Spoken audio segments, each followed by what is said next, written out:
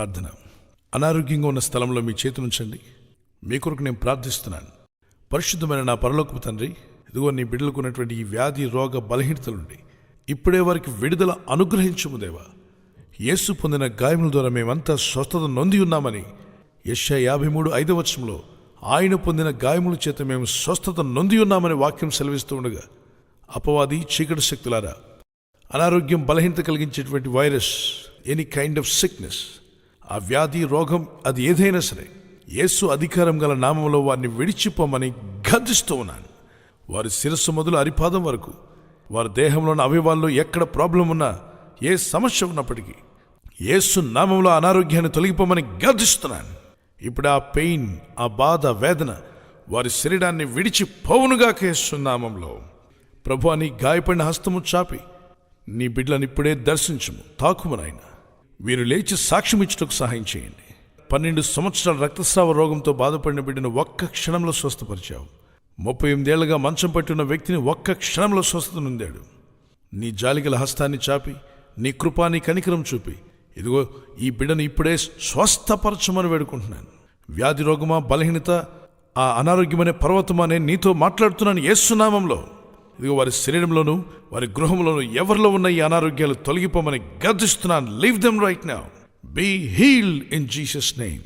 ఆ రోగం ఏదైనా, అనారోగ్యం ఎలాంటిదైనా ఇప్పుడే యేసుక్రీస్తు అధికారం గల నామములో విడిచిపోవలసిందే.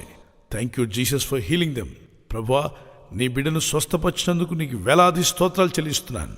మీరు కూడా మాతో ఏకీవించి దేవానికి స్తోత్రం, ప్రభువానికి స్తోత్రం అని చెల్లించండి. యేసు రక్తం నేను ఆశ్రయిస్తున్నానని చెప్పండి. ప్రభువా, నీ రక్తాన్ని నేను ఆశ్రయిస్తున్నాను. ఎస్, ఆయన రక్తంలో నీకు విమోచన, యేసయ్య పొందిన గాయముల చేత మీకు స్వస్థత కలిగి ఉన్నది. యేసు క్రీస్తు నామములో వీరు స్వస్థత పొందిన నమ్ముచున్నాను. ప్రభువా, నువ్వు వారిని ఇప్పుడే స్వస్థపరిచినందుకు నీకు స్తోత్రాలు చెల్లిస్తూ యేసు అధికారం గల నామంలో అడిగి వేడుకొనుచున్నాను నా పరలోకపు తండ్రి. ఆమేన్.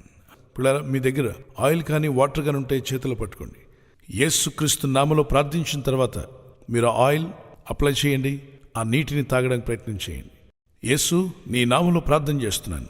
పరిశుద్ధమైన నా పరలోకపు తండ్రి, మరొక మారు నీ బిడ్డలపై కనికరం చూపి వారిని క్షమించి మన్నించి యేసు నామములో వారి మీద ఉన్న పాపం, శాపం తీసివేయబడునుగాక. వెంటనే నీ గాయపడిన హస్తంతో వారు స్వస్థత పొందాలి నా తండ్రి.